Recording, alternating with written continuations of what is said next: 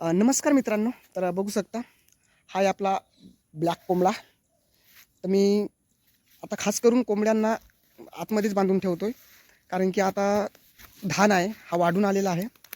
आणि मित्रांनो, यांना बाहेर चरायसाठी जागा बघा हे आहे ना, हिरवगार गवत दिसतो ना, हे इथेच चरत असतात. समजा आपण यांना खाद्य पण नाही दिलं तरी चालतोय.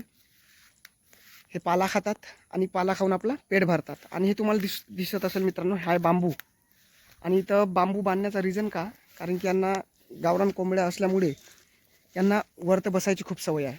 हा इथं बसतात, नाहीतर हे कौलाईवर जातात, है ना. आणि बघा, हे आमची चार्ली इथं बसून आहे चुपचाप. तर मित्रांनो, कसं वाटलंय?